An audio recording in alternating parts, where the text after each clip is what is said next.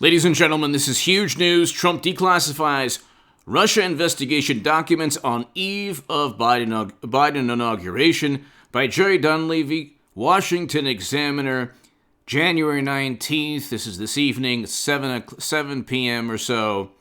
President Trump ordered the declassification of Justice Department documents related to FBI Crossfire Hurricane's investigation into allegations of Trump-Russia collusion as one of his final acts in office. By the way, these allegations were baseless. They were based solely on suspicion, a Steele dossier, the viewpoint of Clapper and Brennan, the assessment or evaluation of intelligence officials who didn't like Trump. That's all they were based on. There was no, when people say, well, these are baseless claims. Yeah, these were baseless claims. The difference, however, is that when Democrats make baseless claims, they get media and Republicans, who were never Trump Republicans, and especially the U.S. government, to say, oh, well, we have a Director of National Intelligence report that says we're highly to moderately confident. The claims were based on high to moderate confidence, a Steele dossier purchased by Clinton, and a third-party tech firm outsourced by Democrats. That's it. Julian Assange, like I explained in my last segment, should be pardoned. He was never, in a court of law, he has never been accused of working alongside Russian intelligence officials. The 18 Russian intelligence officials indicted were never accused of working with Assange. The allegation is that, at this time and that time, they breached the DNC. The only evidence that people have, or the only evidence the government has in its indictment, is from CrowdStrike, Company One. They used a third-party tech firm as the basis for their indictments of foreign intelligence officials. They didn't have any intelligence from John Brennan or Clapper or Comey. Why do you think that is? Go read the indictments. It's just a litany of Company One, Company One, Company One. But, the White House issued a memo Tuesday night on the eve of President-elect Joe Biden's inauguration, in which Trump said the Justice Department provided the White House with a binder of materials tied to the Russia investigation on December 30th. Now, the Durham probe is a special counsel. John Durham, nobody's talking about this, and we should talk about this. There is a special counsel now. Lost in the mix of all of this is a special counsel with the same mandate, a sweeping, broad mandate, as the one Mueller had. So there was a Lawfare article I read about that, and the title was something like, How Do We Deal with a Problem Like Durham? And so get this segment viral. This is huge. Hit subscribe to this channel. There's a lot to look forward to. So when Democrats said Mueller time, and they were just in this hysterical frenzy, trying to get retribution for what they felt was interference. See, when they make claims that are baseless without evidence, they get intelligence officials to to bolster these absurd allegations. And then media says, well, if the intelligence community says it, and it was only 3 agencies, and they haven't been right about anything, from the Bay of Pigs to the Gulf of Tonkin to WMD to Facebook ads 4 years ago. Notice how it's interesting. We can go on forever. The memo said portions of the documents in the binder have remained classified and have not been released to Congress or the public. Trump requested the documents so that a declassification review could be performed, and so I could determine to what extent materials in the binder should be released in unclassified form, the memo added. So, the president determined that the materials in that binder should be declassified to the maximum extent possible, the memo said, but as part of the process of declassification review, the FBI said on Sunday, continuing objection to any further declassification of the material in the binder on the basis of a review that included intelligence community equities, identified the passages that it believed most crucial to keep from public disclosure. So a lot of times what they do is they classify information that's detrimental to themselves or that's incriminating. Okay? The whole thing was a setup. Hit subscribe to this channel, get this segment viral, let's get to 200,000 subs, and I'll be able to branch out and do a bunch of things once we get a little bit over 200,000 subs. But this is important because there is momentum, ladies and gentlemen. There's a lot of momentum in terms of there's a lot of momentum in terms of what Trump not only has accomplished, but what the Durham probe can reveal. Trump said he would accept the redaction that proposed for continued classifications by the FBI. So, I hereby declassify the remaining materials in the binder, Trump said in the memo addressed to FBI Director Christopher Wray and Director of National Intelligence John Radcliffe and Acting Attorney General Jeffrey Rosen. This is my final determination under the classification review. I have directed the Attorney General to implement the redactions proposed in the FBI's January 17th submission and return to the White House an appropriately redacted copy. The documents were not immediately made public, so this helps the Durham probe. The Durham probe is a special counsel. You could just Google it right now. There's a great Lawfare article, but here it's Lawfare. Lawfare, by the way, is a liberal intelligence community / legal publication. Lawfare, Durham probe. So, the Durham investigation. Okay, how do you solve a problem like John Durham? So this is a December article. And it's written by a gentleman from the Brookings Institution. The establishment doesn't like John Durham. Now you could say, oh, nothing's going to happen, da-da-da. You don't know that. And I'm not saying something will happen. I'm not saying that people will get indicted, because what we've seen now is if James Comey can cover up top secret and special access program intelligence on servers running outside of the United States government, where he says, yeah, it's very likely, or, it's possible that other people have infiltrated it. And, it seems that James Comey and Clapper and Brennan and Strzok and McCabe and all of them have won. Kleinsmith didn't. He got indicted. But, so there was an indictment. You can't say there weren't any indictments, but this article from Lawfare, how do you solve a problem like John Durham? It is a special counsel now. People, there's a special counsel. There is a special counsel called it's a Durham Probe Special Counsel.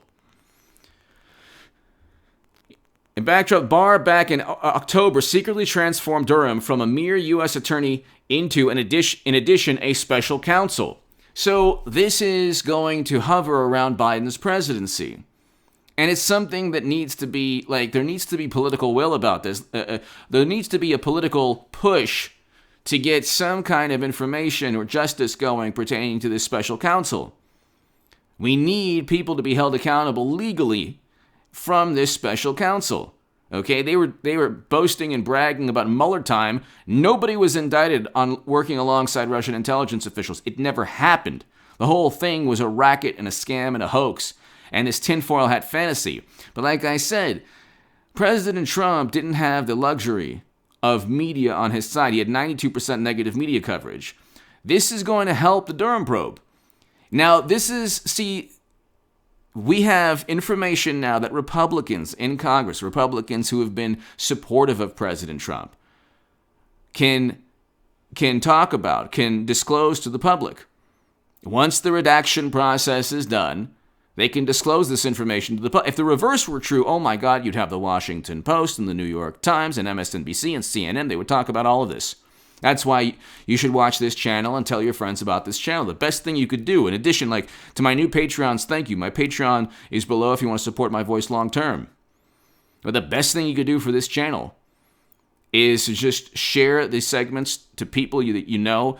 Word of mouth is just still the most important thing, even in this digital age, even in this cyber internet age. I would also say, the best thing you can do for yourself is delete your Twitter account. I did that 2 years ago. So I don't have a presence on Twitter. I haven't for 2 years. If anyone's impersonating me, they're breaking the law. Report that person to Twitter and Facebook. But, and Amazon knows who that individual is. But how do you solve a problem like John Durham? So this is a Lawfare article. And it's an article that everyone should read. Okay, it's by Benjamin Witt. It's an article everyone should read because it actually, in its condemnation. So the article does not article doubts The piece is written from the vantage point of, why do you need a Durham probe special counsel? My goodness. I mean, Mueller, he was a legitimate special counsel. And this seems to be a kind of attempt to undermine what Mueller found, which was nothing. Mueller found nothing. Well, this is suspicious. That's suspicious. Okay, well, the suspicion, if you just run by suspicion, there's a list of Democrats who should be investigated. Eric Swalwell being one of them. He fell in love, had a romantic relationship with an intelligence operative. My God almighty, if Eric Trump or Donald Trump Jr. did that, my God, could you imagine? Hunter Biden, I mean, we can go on forever. Caligula, Biden's son.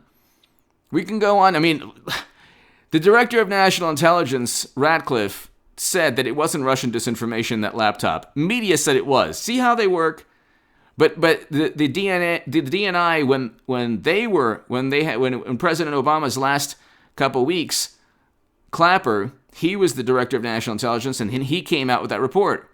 And media said, oh my God, the ODNI report said that, there's high to moderate confidence that Russia interfered. Oh my God, we have to focus on this for 4 years. And then they focused on the Steele dossier, which was complete nonsense and garbage, the definition of fake news. And then they went ahead and focused on Comey's memo, started a special counsel. Okay, Jeff Sessions was the worst attorney general of all time. Like, ladies and gentlemen, for the 15-minute crowd or 11-minute crowd, for the people who still watch at 11 minutes, never listen to message boards ever again. That whole thing was a complete, you want to talk about a psychological mind. I told people, never listen to message boards 2 years ago. Watch my debate with Jordan Sather. I exposed the whole Q nonsense for what it is, which is a complete hoax. A dangerous hoax. And I did this 2 years ago. I deleted my Twitter account 2 years ago. I told people to do so. I told people not to listen to message boards. It was one of the worst things to ever happen to President Trump's tenure. There's some value, definitely, I'm not right about everything, but I have the pulse of what's going on, and at least I have a certain amount of wisdom. Perhaps not an incredible amount, but I have a certain amount of wisdom. Like I told you, don't debate Trump with people for the next couple of years, or maybe ever. If somebody says, I don't want to be your friend anymore because of Trump, they're giving you the benefit of knowing how duplicitous and disingenuous they are in terms of friendship or a family bond or whatever. This way, you don't have to have them in your life.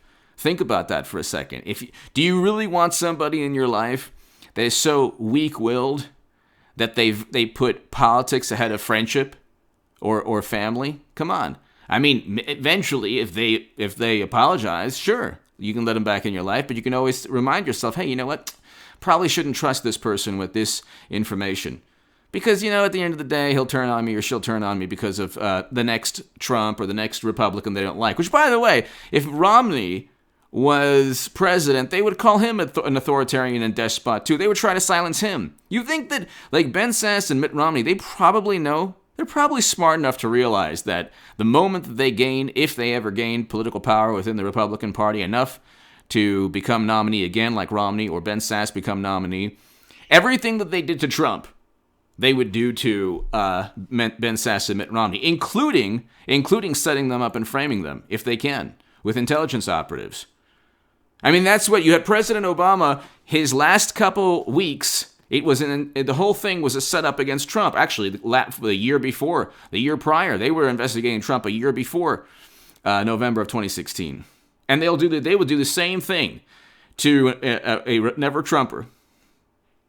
Which would actually, because I'm not a Republican, I voted for President Trump. I want to end counterinsurgency conflicts, so I think Trump, being the first president in decades not to start a war, and reversing U.S. foreign policy and achieving all the accomplishments, being the first president to step foot in North Korea, he's the best president of my lifetime. But again, I'm not a Republican.